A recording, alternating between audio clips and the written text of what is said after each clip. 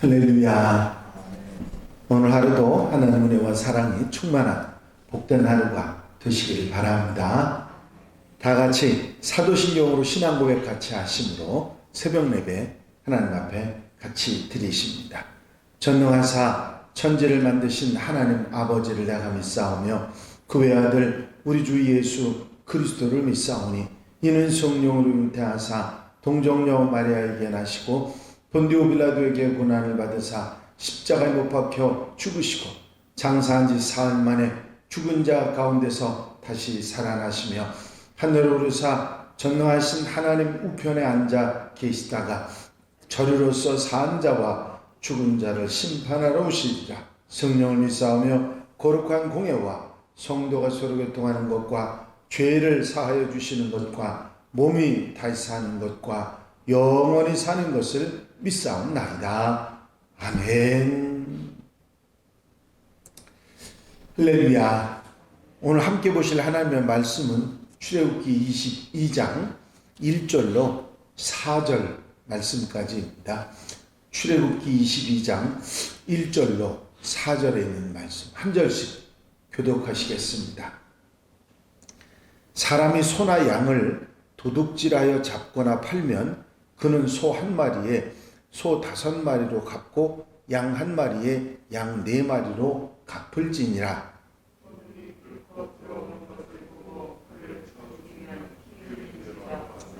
해 돋은 후에는 피 흘린 죄가 있으리라. 도둑은 반드시 배상할 것이나 배상할 것이 없으면 그 몸을 팔아 그 도둑질하는 것을 배상할 것이요.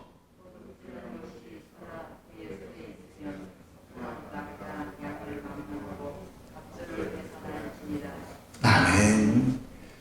할렐루야. 오늘 함께 보신 출애굽기 22장 1절로 4절 말씀은 도둑질을 한 경우에 그 도둑질한 사람을 어떻게 하고 또 배상을 어떻게 할 것인가에 관한 규정의 말씀입니다. 앞에 나오는 그 배상법은 우발적으로 어쩌다 사고가 생겨서 상해를 입힌 경우나 이런 경우에 대한 배상법이었지만 본문 말씀은 아주 악의적으로 의도적으로 남의 것을 욕심내서 도둑질을 한 경우에 대한 배상입니다. 여러분들이 잘 아시는 대로 도둑질은 십계명에 하나님께서 절대로 해서는 안 된다 하는 계명을 어긴 그런 범죄이기도 하지요. 악의적으로 의도적으로 남의 물건을 훔쳐서 가져오려고 하는 욕심을 가지고 도둑질하는 것이기 때문에 이것은 동일보상, 지금까지 정신이 이는 이로 눈은 눈으로 동일보상의 법칙으로 한 마리 손해를 입혔으면 한 마리 갚는 것으로 했지만 이 도둑질하는 것은 동일보상의 법이 아니라 몇 배의 보상으로 소 같은 경우엔 5마리로 갚아줘야 되겠고 양은 4마리로 갚아주라고 할 만큼 5배, 4배의 그런 엄중한 그런 벌을 주셨던 것을 볼 수 있습니다. 이 악의를 가진 범죄, 그리고 의도적으로 계획하고 한 범죄는 그만큼 가중 처벌을 명하셨다고 하는 말씀입니다.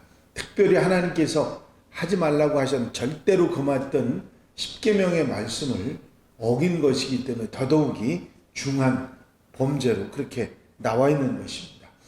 내용은 소 한 마리를 훔치면 소 5마리로 보상을 해야 하고 양 한 마리를 훔치면 양 4마리를 보상하라고 하셨는데 여기서 보면 소는 한 마리에 5마리고 양은 한 마리에 4마리 이렇게 좀 경중이 있는 것을 봅니다. 소는 왜 그러면 그랬느냐면 소는 양보다 훨씬 더 훔치기가 도둑질하기가 어렵습니다. 또 힘들기도 하고 치밀한 계획이 있어야 되기도 하는 것이기 때문에 양은 순하기 때문에 금방 훔칠 수 있지만 소는 그렇게 할 수 없는 거기 때문에 더 치밀하고 더 계획적이고 대담성이 요구되는 것이기 때문에 그 범죄의 질이라는 면에서 양을 훔친 자보다 소를 훔친 자가 더 악질적이고 흉악한 그런 중죄인이기 때문에 더 심한 형벌을 주었다. 그렇게 생각을 하시면 되겠습니다. 또 도둑이 내 집을 들어와서 도둑질을 하는 것은 꼭 물건만 훔치는 것이 아니라 생명도 해할 수 있는 그야말로 살인도 하고 강도짓을 할 수도 있는 것이기 때문에 도둑이 들어오는 것을 보고 그 캄캄한 상황에 어떻게 될지 모르는 상황에서 그 도둑을 죽이면 정당방위가 되기 때문에 그 도둑을 죽일 때는 그 도둑질하러 들어오는 도둑을 죽일 때는 주인에게 아무런 해를 끼치지 말고 벌을 주지 말라고 했습니다. 아무리 살인을 했더라도 그건 정당방위로 인정을 하신 것이죠. 하지만 해돋은 후에는 도둑이 이미 들어왔고 한참 지났는데 그때는 죽이면 안 된다 하셨습니다. 왜냐하면 시간이 지나서 해가 돋은 후에 도둑을 죽이는 것은 이 도둑에 대한 감정과 의도가 들어있어서 그건 정당방위가 아니고 살인이 되기 때문에 그냥 두어서는 안 된다. 그건 절대로 해가 돋은 후에는 죽여서는 안 된다. 그 말씀을 하신 것이죠. 피 흘린 값을 도둑이 들어왔을 당시에는 도둑을 죽여도 정당방위가 되지만 해가 돋은 후에 도둑을 죽이는 것은 그 피 흘린 값을 찾겠다. 바로 살인죄를 적용하겠다고 하는 말씀이 되는 것이죠. 도둑은 도둑질을 한 것을 배상을 해야 되는데 손해를 끼친 만큼 그 5배를 배상하고 2배를 배상하고 4배를 배상을 해야 되는데 배상할 것이 없으면 몸을 팔아서 배상을 해야 한다 하는 규정을 지으셨습니다. 또 도둑질하는 것이 그 손에 아직 있으면 갑절을 배상해야 한다 하는 말씀도 살아있으면 배상을 그 2배로 배상을 해야 한다는 말씀도 하셨습니다. 이 말씀 가운데 담고 있는 그런 하나님의 마음이라고 그럴까요? 그런 의도가 여기서 우리가 찾아볼 수 있는데 우발적인 범죄, 그러니까 계획되거나 의도적이고 악한 생각으로 시작되지 않은 어쩔 수 없이 생각하지도 않았는데 일어난 그런 잘못에 대해서는 그 동일 보상의 법칙이 늘 적용됐습니다. 그러나 계획적인 범죄, 의도적인 범죄에 대해서는 중한 형벌을 주는, 보상도 중하게 하는 그런 법을 제정하신 것을 봅니다. 이것은 뭐냐면 하나님께서 이런 일들은 의도적이고 계획되고 악의적인 것은 절대 해서는 안 되고 이런 일은 더 중한 벌을 받는다고 하는 것을 알게 하시고 그것을 금하시는 하나님의 마음을 우리가 읽을 수가 있습니다. 악의적이고 의도적인 그런 잘못은 몇 배로 보상을 해야 된다는 것을 각오해야 된다 하는 그것을 우리에게 가르치고 계신 것입니다. 특별히 도둑질은, 여기서 도둑질에 대한 얘기가 나오는데 도둑질은 십계명, 하나님께서 절대로 해서는 안 된다고 금하신 명령 중에 하나이기 때문에 하나님의 뜻을 거역하고 하나님의 마음을 상하게 하는 그런 악질적인 범죄이기 때문에 절대로 해서는 안 되는 그런 범죄입니다. 악의적인 범죄, 도둑질은 몸으로 보상을 해야 될 뿐만 아니라 생명으로 보상을 해야 되는 그런 중죄라 하는 것으로 말씀하고 있습니다. 몇 갑절, 생명으로, 몸으로 보상하라고 하는 이 말씀은 절대로 해서는 안 된다고 하는 하나님의 뜻을 우리에게 알려주고 있는 것입니다. 도둑질은 절대로 해서는 안 되는 범죄로 우리에게 말씀해 주고 있습니다.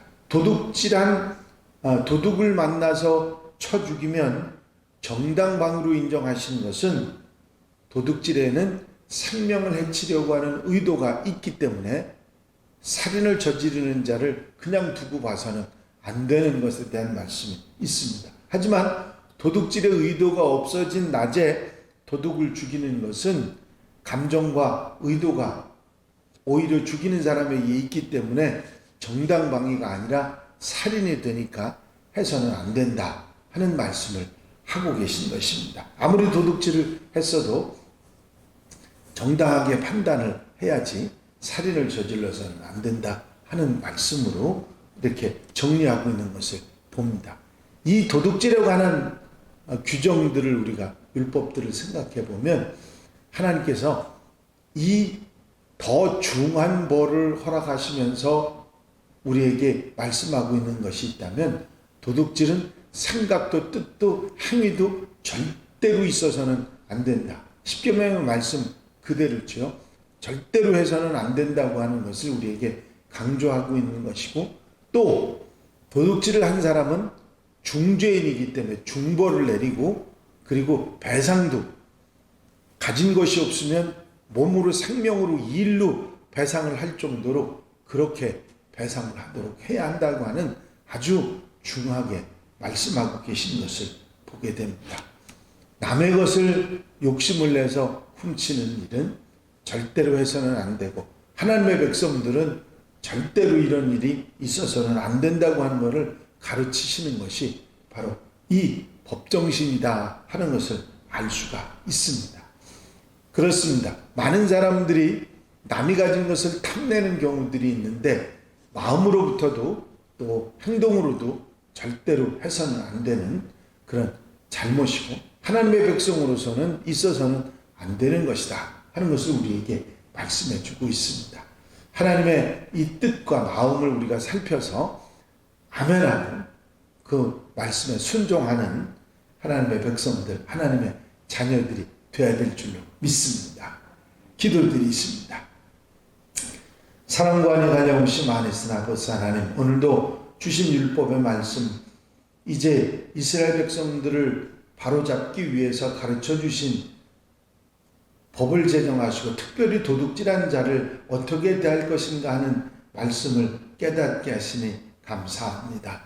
우리의 삶 속에서 남의 것을 탐내는 그런 마음도 가져서는 안 되지만, 도둑질하는 그런 잘못된 행동을 해서는 안 된다고 엄하게끔 하시는 하나님의 말씀을 깨닫고, 우리의 삶 속에서 남의 것을 욕심내고 그런 행위가 벌어지는 일을 절대로 하지 않는 하나님의 백성이 되어서 자신을 지키고 자신을 깨끗이 하며 살아가는 하나님의 백성들이 되게 하옵소서. 이 한날의 삶을 온전히 주님께 의지합니다. 따뜻하고 사랑하시는 주님의 마음을 늘 기억하고 세상을 살아가는 하나님의 백성들이 되게 하옵소서. 오늘 하루도 주의 은혜로 성령의 인도 이끌어 주심으로 복되게 아름답게 사는 한 날로 삼아 주실 줄로 믿사옵고 예수 그리스도의 이름으로 기도하옵나이다. 아멘. 주님 가르친 기도 함께 드리십니다. 하늘에 계신 우리 아버지시여, 이름이 거룩히 여김을 받으시오며 나라의 마옵시며 뜻이 하늘에서 이루어진 것 같이 땅에서도 이루어지이다. 오늘날 우리에게 일용할 양식을 주옵시고 우리가 우리에게 죄 지은 자를 사하여 준 것 같이 우리 죄를 사하여 주옵시고 우리를 시험에 들지 말게 하옵시며 다만 악에서 구하옵소서. 나라와 권세와 영광이 아버지께 영원히 싸움나이다. 아멘.